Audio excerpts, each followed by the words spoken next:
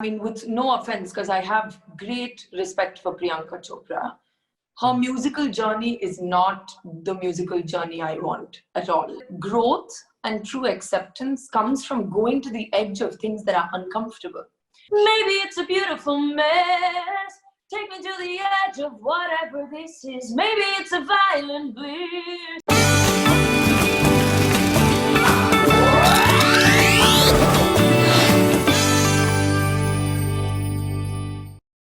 So, Shruti Haasan, welcome back on Bollywood Hungama. Thank you so much for having me. All right, so I believe you have a new song. So, I was so happy when I was told that she's having a new song and she wants to talk about it. So my first thought was that whenever I asked her to sing a song during the interview, she said that मुझे सोचना पड़ेगा, मुझे ये होगा. And now though there are all the excuses in the world to hear her sing. No, definitely. Honestly, it's never been excuses before. I'm genuinely blank. I'm just exaggerating. So it's like just bhumika, banana and all that types. So well, I'm really happy to speak with you about this. Same here. So even the last interview, so you started off a song, maybe you did not know the lyrics of the entire song, but people loved it and they wanted to hear more of it. All right, so tell me something about the song. What is it called? So the song is called Edge, and okay. It's a song that I wrote in lockdown and I shot in lockdown as well. And all right. As I've said before, it's been like a really productive time for me in terms of reconnecting with myself. And that's kind of been going on for a while, but I think it's come to the complete culmination in lockdown because I don't have other people's energies and I'm with myself and I'm able to like focus inwards. So the song is actually based on a poem that I wrote, and I write like a poem every 2 or 3 days because it's just a habit I've had since I was very young. And that's wonderful. Usually I write the music and lyrics together, music first. But this was a poem I'd written about something I was going through, and there were like 4 lines in it that just felt like I had encompassed something that I wasn't able to articulate for many years. And the song is called Edge because I realized that for me personally, I think a lot of people might relate to this, is that growth and true acceptance comes from going to the edge of things that are uncomfortable. Change doesn't usually happen with success or happiness or joy or comfort. It comes from going to the edge of being hurt or angry or uncomfortable, basically. And so for me, my feeling through life and my understanding so far of myself has been that I'm not afraid to break myself down in order to reconstruct myself. Yeah. That's really wonderful. All right. So tell me something. Do you think in English? Yes. That's interesting. But I curse in Tamil when I'm upset in my head. Yeah. Okay, that's interesting. So I wouldn't understand Tamil, so, but I would rather listen to the poem in English. Yeah. All right. So, okay. So, what are the sort of poets do you like to read? So I don't really read that much poetry, actually. Like, I haven't read that. I mean, Sylvia Plath, sure, but like, I've never gone completely into poetry. And I think there's a reason for that is because it's almost like I just want to write because it's more cathartic. It's like instead of having a diary, I write. But for me, it's really been lyrics of people more because that is a form of poetry. So it's been lyrics of people like Bob Dylan or, I really love Brandon Boyd from Incubus. They write a picture out so beautifully and connect it to emotion. So, so I think in English, I grew up listening to mostly English music. So, yeah. All right. So, interestingly, Bob Dylan has inspired so many people. He has inspired Steve Jobs. His poetry has and his music has inspired Steve Jobs, which is amazing. Yes, he's truly he kind of hits the nail on the head without being too philosophical and too verbally flowery. He kind of gets to the core of things beautifully. In fact, Steve Jobs has said in his biography that one of the reasons for him to come up with iTunes was that he loved music and he loved the music of Bob Dylan. Yeah, Bob Dylan's legend. Yeah. All right. So before we listen to the song, would you like to just read out a few lines of the poem? Yeah, so basically the lines from the poem which became the chorus is, maybe it's a beautiful mess. Take me to the edge of whatever this is. Maybe it's a violent bliss, but I just want to break myself into pieces. That's wonderful. Okay. All right. And where exactly is this song going to be released? So it's going to be on VH1 first in the morning. It's a global release on VH1, and then it's on my YouTube music page as well.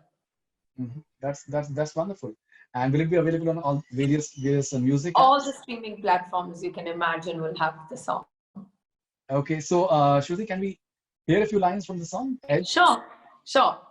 So this is the chorus again because it's my favorite bit. Yeah. Okay. Maybe it's a beautiful mess. Take me to the edge of whatever this is. Maybe it's a violent bliss. I just want to break myself into pieces. Take me to the edge. Home. There you go. That's really wonderful. That's really wonderful. All right, so how do your friends within the film industry they react to your music? Oh, that's interesting. Actually, I think they're a bit jealous that I have another avenue. A lot of them are like, it's so cool that you can just get up and sing and you have this whole other life. Right. And a lot of times when I've worked with my co-stars or even directors, they'll be like, but you're like, you have this other world of being a musician. So I actually sense envy sometimes. Yeah, but they've been always very supportive. How do you write your music? Do you write your music in terms of the notations first, or is it Oh, like I'm a so feeling bad that at comes to? notations. I'm very bad at notations and theory. And in fact, the musicians I work with, like sometimes I'll come up with this chord because I never actually trained in piano. I learned it myself. And I learned just a little bit maybe for one semester in music school. So I never trained. I don't know why, because when I was a kid, I was always like banging away on the Casio, but they wanted me to do like vocal lessons because I think they were like, okay, that's her thing. But I learned it only when I went to music school, so I don't notate. I can read a bit of notation because I went to music school, but I don't actually notate. Sometimes I have to spend like a long time to even figure out what is the combinations of the chords I'm playing. But there's a lot of musicians like me now. And we also have software that like transcribes it. Do we ever need it? So that's good. But I sit at the piano. I'm not very machiney, meaning I'm not like, I use software literally only to put the idea down. Because when I started getting into software, Faridoon, it's like going into a clothing store. There's so many options with sounds. And so I realized I'm not writing just the song anymore. So that's kind of like a rule I made for myself to be like, I need to know just enough to record myself. But then there are people who've dedicated their time and life to being producers and programmers. So I'd rather work with them. And I would rather just focus on being very old fashioned, sitting at the piano and writing from scratch. So that's really how I write. And I write. That's great. The first place for me is emotionally what I'm going through always. Of course.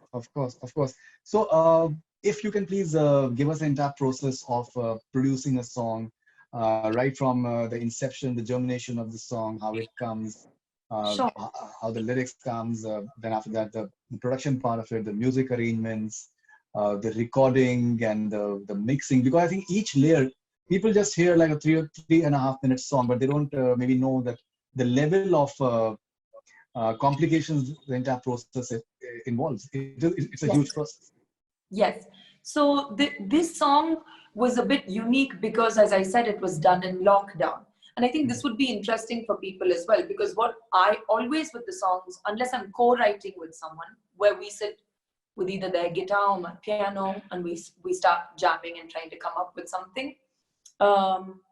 If I'm doing it in solitude, which is how most of these songs that you'll see even on YouTube from the live performances, it's a very solitary, lonely process. And it's very quiet till you make the music. I write the lyrics and the music, and then I keep reworking it till I'm somewhat satisfied, because I'm never fully satisfied. Okay. And then in the case of Edge, this song, we did it all through Zoom calls actually. So I worked with someone called Karan Parekh. He's played guitars live with me before. He also does production. And I knew that I didn't want too much production. It's not about rhythm. It's not about a beat you can dance to. It's about an emotional quotient in the song. And I wanted to keep it as stripped back as possible. So me and Karan had a bunch of Zoom sessions where I laid down the piano tracks. And there's a software called Audio Movers where I can hear his system and he can hear mine. So that was really, technology has been such a boon. And then he would lay his guitar parts down and I could hear it. And I'd be like, no, can we try this? Can we try that? And then he sat with it and he mixed it and I arranged it with him.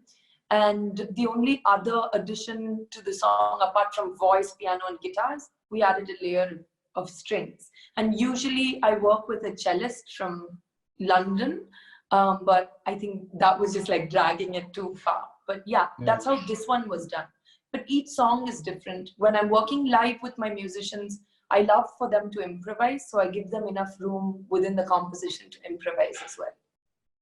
Okay, so will you be just looking at some sort of concert, maybe like a virtual concert to promote this song? So I have another single coming out soon as well. And I would really love to do a concert that's longer than one song and longer than just the stuff you've seen on YouTube.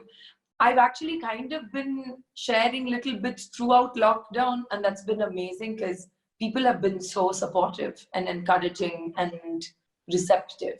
You know, I have one last question. I've always felt that you have this amazing voice that is very international. When can we see you making that proper international mark as a singer, like what we've seen with Priyanka, for example? I mean, with no offense, because I have great respect for Priyanka Chopra. Her musical journey is not the musical journey I want at all, because she doesn't sing anymore. Do you know what I mean? I don't think it's important. Honestly, what I would explain to people is like when we go to the West, the sheer numbers we take with us because of the fact that we have people who've been watching us for so long, following, and and we are a billion people, right? And a billion people who love cinema. So the numbers can be very enticing. There have been offers from labels, but that's not the music I want to make. And that's not the genre I want to go in.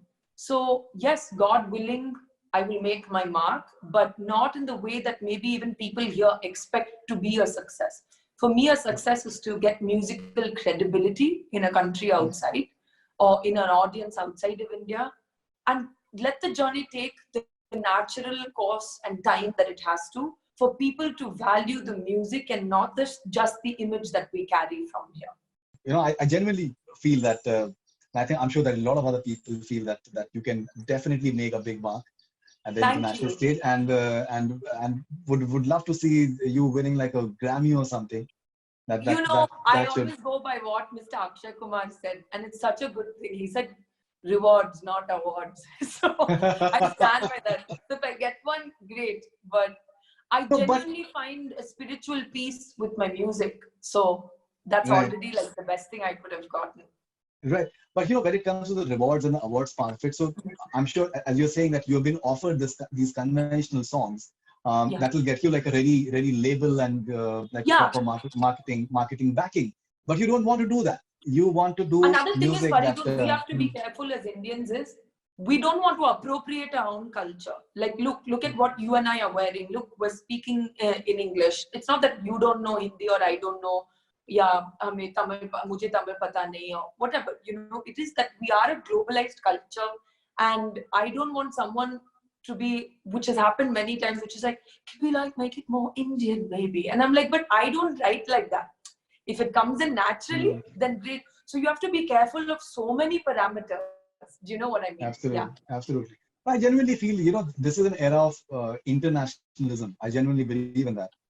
And and that means so many things now. Yeah, it means so many things, and basically it also means in terms of expanding the borders and expanding the horizons and expanding the absolutely mentality as well. So but I would love to see a Grammy for Shruti Haasan, and I hope that happens. आपके मुंह में घी शक्कर Faridoon.